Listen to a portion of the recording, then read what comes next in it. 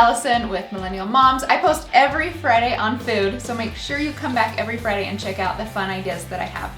Don't forget to subscribe, give us a big thumbs up, and today I'm going to show you how to take this little tiny Twix into a giant size Twix bar that you can either eat yourself or you can share. I don't know if I'd share, but if you want to, you can. And guess what? It only takes 3 ingredients. You're going to use shortbreads, soft caramels or caramels, and some chocolate, some melty chocolate. That's it. So I'm going to show you the tricks and the tips to get that perfect size, even bigger than king size, ginormous size Twix bar. So let's get started. And here's a shot so you can see what the awesome end product's gonna look like. This recipe is so easy. All you need is 1.5 bags of chocolate melts, 1 bag of caramels, soft chew, and 2 boxes of shortbread brick cookies. That's it. Okay, here's a little tip on how to get started. Line your pan. End of story.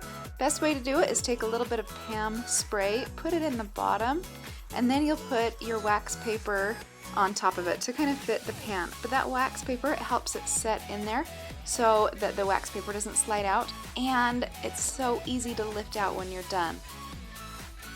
Take about 2 cups of melted chocolate, and you're going to put it into the bottom of the pan and get it in all the edges. And the easiest way to do that is you're going to take your spoon and kind of press it into the corner so that everything is covered. And then you're going to shake it. Shake it, pound it on the counter, and make sure that it lays flat. And then stick it in the fridge for about 15 to 20 minutes so the chocolate has time to set up. When your chocolate is set up, take the entire bag of caramels and melt them in the microwave. It takes about 30 seconds to a minute. Just make sure you watch it so that you don't overcook it. You're going to pour that caramel on the top, and you're creating that top layer in this picture of the caramel. That's where this layer is going. It's actually on the top of the Twix, even though it looks like in the bottom.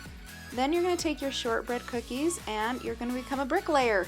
And you're going to layer those shortbread pieces in there and fit them in as best they will fit in your individual pan. Then hit the repeat button. With the caramel that's left over, you're going to create this second layer. You'll see the bottom layer of caramel is just a little bit thinner. And you're going to take that and you're going to kind of smooth it out to the sides. Now this is a little bit cooler, so it's not going to spread as easy. So what I'll do is I'll take the shortbread, squish it in the caramel, and then slide it to the side. And once again, you can see it's just a little thinner layer than that top layer. So take it, squish it, and slide it. That's the best way to make sure that your bricklaying works out pretty well. Take the chocolate that you have left over, which should be about half a bag, and you're going to drizzle it, well, melt it first, of course, and then drizzle it over the top of your Twix. It's actually the bottom, but we're putting it in reverse. And you're going to get it in all the corners, making sure that it oozes down in between the layers. Smooth it out, and then give it a good shake so that chocolate settles in pretty well. Put that in the fridge and chill for about 15 to 20 minutes. Now remember from the beginning, that liner, this is where it comes in handy. Look at that pan, perfectly clean, no dishes. All right, take the wax paper off, and then you're gonna do a really fancy trick. Get ready for it. It's exciting. Hang on.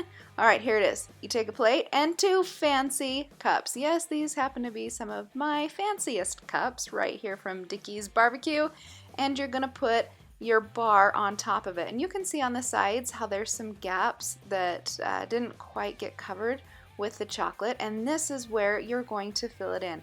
And here's a little sneak peek of behind the scenes how I record to make sure I have good lighting. So take the chocolate and then you're just going to smooth it on. And I have these up on the cups to make it so that I can get down to the edges, covering the entire Twix chocolate bar with all the chocolate, making it consistent and giving the final touches of a candy bar. And there it is in all its goodness. And this will probably be the first cake that is gone the fastest at any party. So those are the tricks and the secrets to getting that perfect, ginormous, beautiful sized Twix bar. It'd be great to serve at a party or family event, or eat it all by yourself and don't tell anybody. It won't count for calories, I'm sure. Don't forget, thumbs up, subscribe. Michelle was on yesterday. Awesome video on tomorrow. And I'll see you guys next Friday. And don't forget to subscribe to my channel. How does she?